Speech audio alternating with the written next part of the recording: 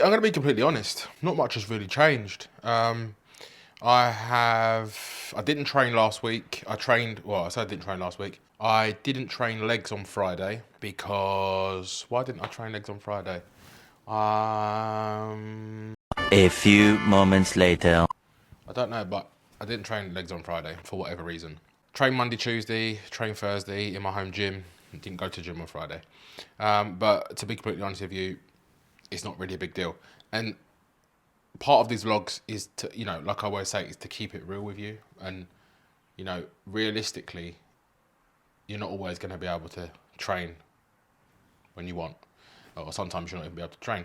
And you have to be okay with that. And I know a lot of people hold on to this sort of like attachment to missing training sessions and having to catch up on training sessions. But really and truly, you don't have to catch up on training sessions as long as you're consistent and as long as when the time presents itself for you to be able to do it, you can do it, then you do it. And in life, when you can't, then you can't, and don't worry about it.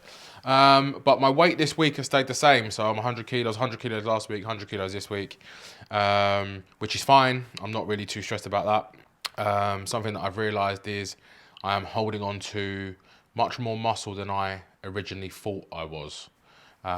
So the scale isn't really going to move too much, but physically my appearance will change. And, something that I want to touch on in this vlog is the importance of managing cardio. I know that a lot of people get really obsessed and hooked on the cardio and counting steps and doing all of these cardio sessions and, running and pummeling themselves into the ground. But when you are holding muscle and when you are trying to build muscle and when you are trying to maintain muscle and increase strength or maintain strength or build strength, doing too much cardio is at detriment to that because essentially your body needs food to grow muscle. And the more energy you burn, the more food you need. So a big part of changing the way your body looks is understanding how much of each of those things you need and not blindly following what somebody on social media has told you to do. And that's pretty much why I don't really do that. I don't really tell people what to do because it all depends on you as the individual. And me as the individual, I'm doing 20 minutes of cardio a week, 3 times a week. And that's more than enough. I had a massive roast dinner on Sunday, so yesterday, massive dessert, massive roast dinner. Had a couple of glasses of wine. So I'm probably lower this week in terms of body weight, but because I had a massive meal yesterday, it's showing on the scale this morning. But I trained this morning, felt great, felt really strong. I'm definitely leaner. I can definitely feel it in my clothes that I'm leaner, so that's a good thing. But most importantly for me, I'm coming up to the 1 month mark now of being in the flat, settling in, getting myself back into a routine. So as far as food is concerned, I'm not really measuring anything at the minute. So I only focus on measuring food. And I teach all of my clients to do the same and not to become attached to the calories, etc., etc. It's once you understand the amounts of food that you need to eat in order to either grow muscle or decrease body fat, that's really all you have to pay attention to. So I've not even really started measuring food yet. So the only thing that I measure in the morning are my oats in my smoothie. But even that, I know is 2 scoops of oats is 50 grams. So I don't even really need to be measuring that. But there is going to come a point when I need to start measuring my food to know exactly what it is that I'm taking in. Because at the minute, for me, it's just routine. It's just getting myself back into a normal routine.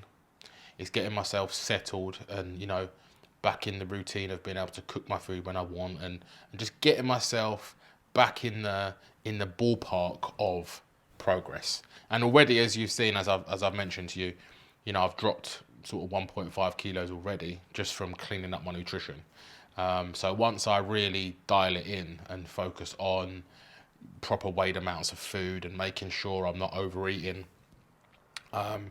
then the cardio and the training will start to take its effect and really start to, decrease that body fat. But the message for this vlog, really, for all of you, is as much as this is a vlog about me, I try to keep it less about me because I've already sort of gone through the process and I've gone through all the highs and lows and I've sort of have accomplished it. I do try to keep it more informative for you. So to understand that decreasing body fat is the ultimate goal for that is for it not to be at the detriment of the muscle you've built. And in order for that to happen, you have to take things slower than you would like to. And, that's a big problem in the world of fitness that we have, is that everything is super quick. And everyone's trying to do everything super quick. And the emphasis is on weight loss super quick. But ultimately, what I care about more than anything is being able to maintain strength and in some cases increase strength, but maintain the muscle mass that I've built. There would be absolutely no point in me sacrificing 10, 15, 20 years of training to build the muscle that I have to destroy it all in 6 months of trying to get in shape. And that's what you see a lot of in the world today, is people just going through phases, not really understanding what they're doing in each phase, and ending up in a place where they don't like how they look and they don't like how they feel. So for me, probably in the next 2 or 3 weeks, I'll start fine-tuning things. I'll start really, focusing on weighing my food each meal and slowly bringing things down and altering things a little bit. But it's only slowly. And this is the same, for my clients. It's only small adjustments, slowly. And once we can get used to and accept the fact that the slower and the smaller adjustments you make, the bigger margin you give yourself for progress, the process actually becomes more exciting rather than in being impatient with it, because you realize that you understand that small changes create bigger results versus trying to make big changes and making small results. For example, all right, you might be going to the gym 6 or 7 times a week and you might lose 6 pounds in the first week, but what good is going to the gym 6 or 7 times a week if after that you only lose 0.2 pounds a week? It's a lot of work for very small outcome, whereas you could go to the gym 3 times a week and lose 0.7 pound. So it's the same amount of loss, the same amount of progress, just doing less work. And for me, ultimately, that's how you sustain the progress. Because like I said to you last week, there's no point in me doing cardio every day if I know in my head that doing cardio every day is something that eventually I'm going to not want to do anymore. The objective is to be able to create a program that I'm going to want to do and is going to be easier for me to do. And just like last week, just like this week, if I can't train on a certain day, then it's okay because I've trained 3 days in a week and that's enough. And not stressing about the fact that I wasn't able to train on a certain day. So, the overpopulation of work and the overcommitment to exercise and, under eating and doing all of this work to try and create a result is great. But like I always say, there's no point getting it if you can't keep it. And that's something that I'm really trying to get across in these vlogs, is the long-term play, the long-term mindset, the long-term vision. You have to be able to see the bigger picture. And for me, the bigger picture is trying to get to sort of the end of this year back in the shape that I was post-COVID. So, I've got 6-7 months left to try and get my body back where I want it to be. So in the first month, there's absolutely no rush. In the second month, there's no rush. Really, I'll probably be taking my time up until summer to get myself fully settled, which will be a good 2 or 3 months. And a lot of you out there will be like, oh my God, 2 or 3 months to get yourself settled. I'm trying to get results in 2 or 3 months. And that's half the problem, is people are trying to force the issue in a very short period of time, and bodies just don't work like that. And, I had this conversation with a client yesterday, went for a coffee to catch up and have a chat. And, progress is like climbing a mountain. you've got to get to the top of it first before you can see what's over it. And if you never get to the top, you never get over it. And a big part for most people when it comes to progress, because you've got to remember, I'm in like year 18 of my own process. So year on year, you learn from the last year's change and progress and development where you're going to go. And you know, if you're doing it right, you kind of get a better vision of how much more progress you're going to make the following year. So after like 5 or 6 years of repeating the same thing, you already know what direction you're going to go in. The key is to keep going. You know, a lot of people quit in the first 6 months. When you very first start, it's the hardest part because you have no vision of what it could be. And it's, you know, like I explained to my client yesterday, it's a bit like having children. You can have this perception of what you think having kids is going to be. You can have this perception of how hard you think it's going to be. But until you have them, you never know. And so I can never really give anyone any advice on how hard it is to have children. I can have an opinion, but I can't really because I don't have children. So until I have children, I will never really know how hard it is. I can imagine how hard it is, but until I have them, I'll never know. And that's a little bit like changing your body.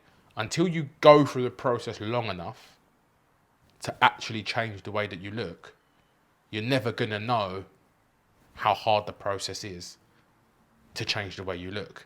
And most people sort of drop off halfway in. They start, they get motivated, they start, they get halfway, they haven't created all of this amazing change that they thought they were going to create, and then drop off. When if they'd have just carried on, they would have got themselves to the top of the hill, been able to see a little bit of the progress, and that would have pushed them on to want to be a little bit better. So, you know, like I said, as much as this process is my vlog, and these vlogs are me talking to you about my process and my progress, I've been doing this for a very long time. So it's more about you listening to what I'm saying and understanding that if I could have created 18 years worth of 20 years worth of progress in 6 months, I would have. But the fact remains, it's not possible. And all of you watching this should have a very good understanding of that by now. And if you're still not sure about why you can't change, then you really have to start asking yourself the questions of what it is that you're not understanding. Because fitness has become, the one good thing about fitness now is that the information is out there. So it's less about the fitness and it's more about working on yourself. And that's what I teach a lot of my clients. Yes, I program their training and nutrition and it's effective and it's right for them. But ultimately, every day I'm working with them to improve the way they think, their perception, their patience, their understanding, their development. Because if you don't have those things included, you're never going to change because your mindset is stronger than anything else.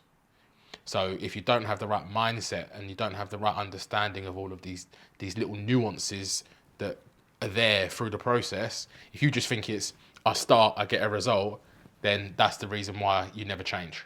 Because there are so many things in the middle of it that you need to learn and you need to develop and you need to understand in order to get to the top.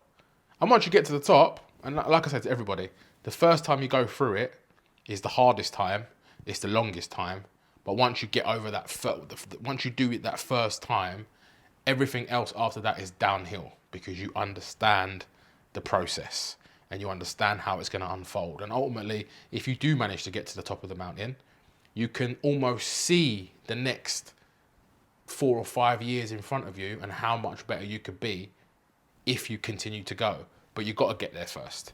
So, you know, week 3, 4's done now.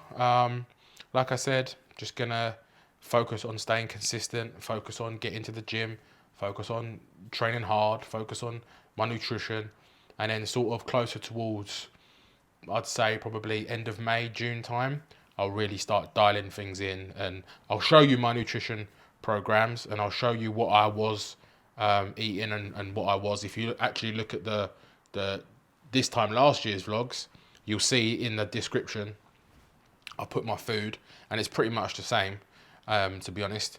So I'll start showing you how I check what the changes that I make and the small adjustments that I make, which most of you will think are pointless, but ultimately I've been there and I've done it and I've got it, so I know that it works. And that's also another thing, is I know that it works. So I know what works for me, and ultimately that's what you got to learn, what works for you. But yeah, so that's week 3, 4 done, wrapped up, finished training today. Looking forward to the week. Really calm, feel really peaceful. Got no stress, no worries. So just looking forward to getting this done. So I hope that gave you some insight into the way that my brain works and the way that things work. And I will catch you next week.